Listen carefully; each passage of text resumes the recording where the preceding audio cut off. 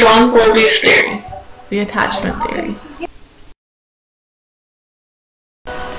Oh my god, configuring. John Bowlby was born on February 26, 1907. He died on September 2, 1990, at 83 years of age.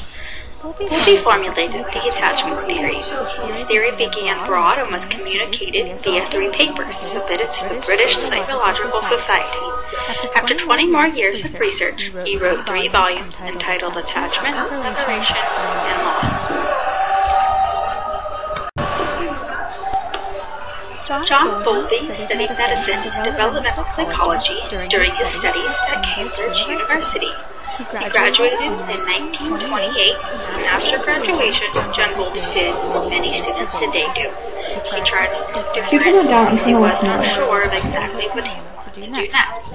Bowlby began volunteering at a residential school for maladjusted children. During his time at the school, he met 2 young boys who greatly attributed to Bowlby's desire to study developmental psychology even more. One of the boys was a 16-year-old who was affectionless and had a history of stealing. The other was a young boy of only 7 or 8 who seemed very anxious and followed Bowlby everywhere and became known as his shadow. These 2 boys prompted him to explore work in the child psychiatrist field, even more than he had at Cambridge. He went to the British Psychoanalytic Institute, and later on moved to London and began working at the Tavistock Clinic, where he was soon nominated as head of the Children's Department at the end of World War II. He renamed it Department for Children and Parents to keep in line with his beliefs about connection between parent and child. There was one more important event that pushed Bowlby even further into his study of child development and psychology. Bowlby was recruited by the World Health Organization to research and write a report on homeless children post-World War II. Bowlby took a leave of absence from Tavistock Clinic to fulfill this assignment. The World Health Organization proposed the study to be completed on homeless children post-World War II in the year of 1948. In 1950, Bowlby finally began this mission. His mission was to specifically study the mental effects on homeless children. Homeless children in this study were defined as orphans or children who were separated from their parents. These children lived in foster homes or institutions, and for this study specifically, the children had to be native to the country and not be refugees. Bowlby traveled through France, the Netherlands, Sweden, Switzerland, the United Kingdom, and the United States for his research. Bowlby believed that the relationship between mother and child affected mental health. If the relationship is good, anxiety and guilt is developed moderately or normally. Of course, we can assume the opposite effect if the relationship is severed. This severed relationship, or a bad mother-child relationship, is what defines maternal deprivation. This is essentially a relationship where no love flows from mother to child. Either the mother takes no regard to love her child, or has left the child in the hands of a stranger. Children will learn to trust other adults they are around over time, but this deprivation means that they have no stable motherly figure. Even partial deprivation can affect mental health in a negative way. These children who are partially deprived maternally are at risk for acute anxiety, excessive need for love, feelings of revenge, guilt, and depression. Full deprivation has the potential to destroy all future abilities to create and maintain relationships.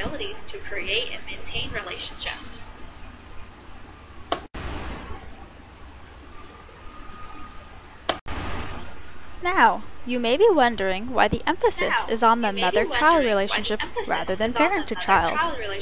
Although the father and siblings do play a role, the mother is primarily the one who feeds, changes diapers, dresses, and comforts his child.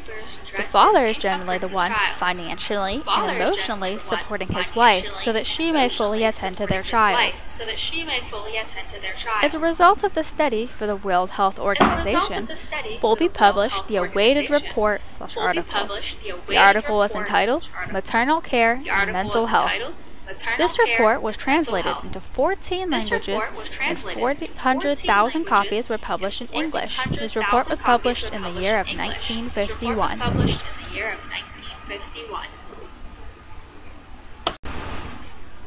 Bowlby completed an empirical study with 44 cases at the London Child Guidance Clinic.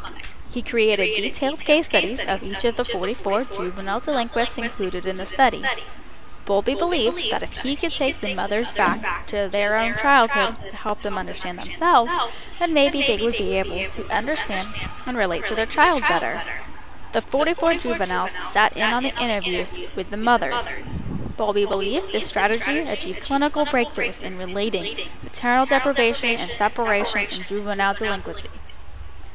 Through his study and others, Bowlby was trying to prove that family experiences and real-life occurrences affected a child much more than internal occurrences. Ironically, Melanie Klein was one of the people Bowlby studied under, and she believed that internal conflicts and drives affect emotions, whereas, of course, Bowlby believes in real-life situations affecting a child's emotions. Clearly, Bowlby did not agree with every theorist. He actually rejected many of the norms of that day and age. Many people at that time were believing Freud's theory on oral gratification. Bowlby believed that children are social from day one, and it is not related solely to oral gratification. Bowlby said that children are in a critical period of development and are affected by the external events. Bowlby also rejected the idea that dependency was a bad thing. Bowlby said that even adults have attachment behaviors. He also said that there is, quote, good insurance, quote, in having someone around that can help you should you need anything. Bowlby believed that attachment and exploration, or self-reliance, could occur in harmony with one another. Quote, self-reliance develops optimally when an attachment figure serves as a secure base for exploration, end quote.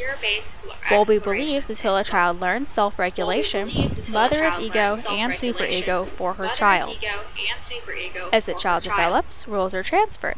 Early separation hurries this process. The child may not be ready or fully developed in this area. Bowlby worked with quite a few theorists and researchers throughout the years. Mary Ainsworth was among one of the most influential. Bowlby and Mary Ainsworth focused their research upon the idea of ethology, or the study of behavior under natural conditions. Oddly enough, Mary Ainsworth married Sigmund Freud, yet continued to work very closely with Bowlby on developing the attachment theory, which rejects many of Freud's theories. Bowlby and Mary met through a common research project on personality development due to mother-child separation in early childhood.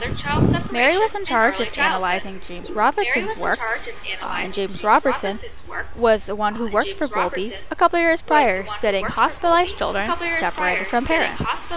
Robertson created a few movies from his research at the hospitals. These are only a few of the many people Bowlby worked with on theories throughout his life.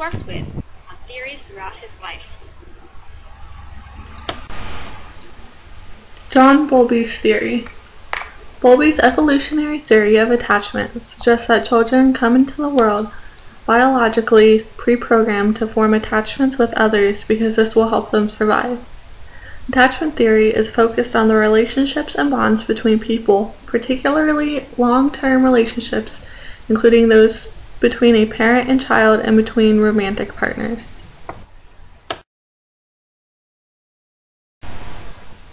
What is attachment? Attachment is an emotional bond to another person. Psychologist John Bowlby was the first attachment theorist, describing attachment as a lasting psychological connection between human beings.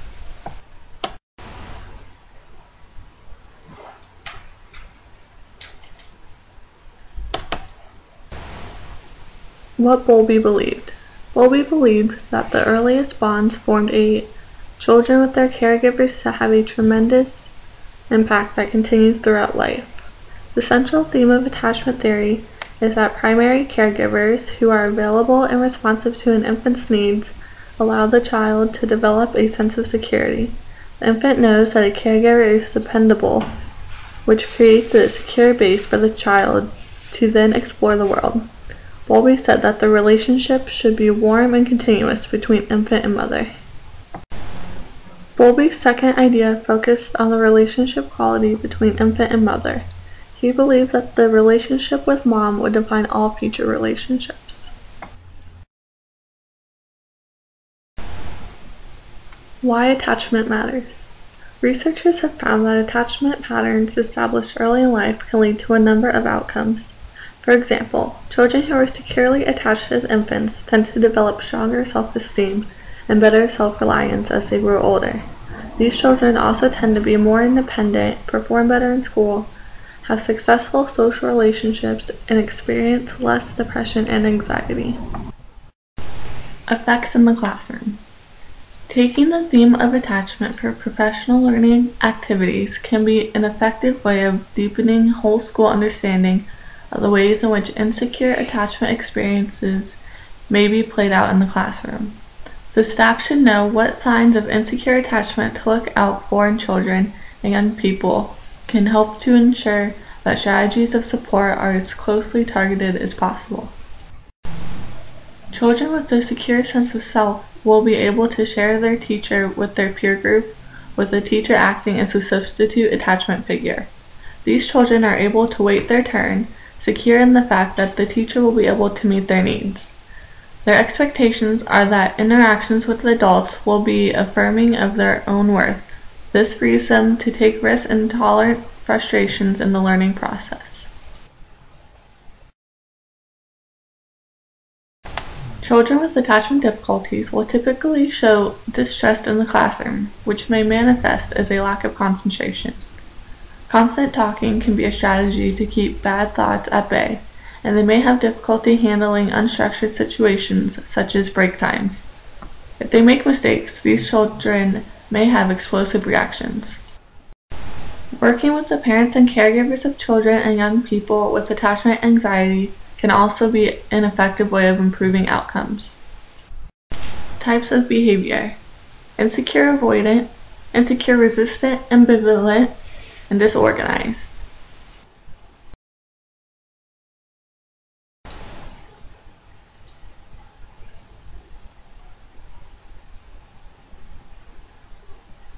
Insecure avoidant attachment behavior. This pattern of expectations and relating is in response to a caregiver whom the infant experiences as unavailable and insensitive to their needs, particularly their feelings. Thus, fears and uncertainties are not understood and contained, and the secure base is experienced as unreliable. Rejection is feared, and so approaching the caregiver for support and help is avoided. The resulting behavior of the child is dominated by 1. Need to be self-reliant.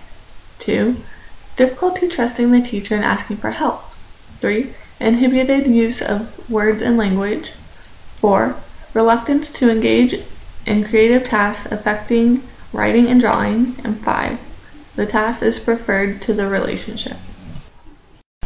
Insecure resistance ambivalent attachment behavior. Insecure resistant ambivalent attachment behavior is associated with a relationship in which the child experiences the caregiver as not holding them in mind, a sense that they can be present but not thinking about them and easily forgotten. Absence of the caregiver is experienced as being totally forgotten, and so controlling the caregiver's presence and attention is a key issue. Keeping physically close matters. Separation anxiety is a key feature of behavior. In result, these behaviors are thus dominated by 1. Separation anxiety, often associated with high absence rates, repeated illness, and at the extreme end of the continuum, school phobia. 2. Attention seeking and a need to hold on to the teacher's attention. 3. Disinterest in the learning task, a distraction from the relationship. 4. Controlling and bossy behavior. 5. Often skilled at talking and distracting with words. Disorganized attachment behavior. Disorganized attachment behavior is the most challenging behavior we are likely to meet. This arises when the child experiences insufficient support and safety and, at times, actual abuse. Histories are often associated with abandonment, drug and alcohol misuse, violence, mental illness, and actual abuse. Experience is thus dominated by unreality and mistrust of adults and the chronic uncertainty of being kept safe. When experiencing a child of disorganized attachment behavior, these suggestions may help. Early identification of such vulnerability is crucial as it takes time to make a difference. Reliable and constant boundaries which reflect the adults and the whole school's capacity to keep everyone safe are essential. Continuity of relationships over time which make it possible to experience being held in mind and understood, and a sense of continuity at persistence help. Predictability. All transitions and changes in the day, week, and year should be anticipated and planned for, especially endings and goodbyes. Inclusion in the curriculum of development of a sense of geography and time. Emphasis on the development of words which describe feelings. The use of stories with an emotional content and the use of metaphor. Where the wild things are, for example, helps to process feeling of anger against mother, and Badger's parting gift can help process loss. In conclusion, the contribution that an understanding of attachment theory can make to schools and learning outcomes is considerable. The understanding of school staff and the informed processes and procedures of the school can contribute considerably to a safe and more attuned environment in which more hopeful relationships can be experienced, the school and the secure base. More vulnerable pupils can begin to re-experience more positive and hopeful relationships, greater emotional well-being, and begin to engage more successfully in learning. Successful engagement in school and learning is the access point to later engagement in the social world of work and community. Primary schools in particular make a great contribution to the continuum of intervention available to us with the vulnerable children and families whose opportunities are affected by adversity in early life.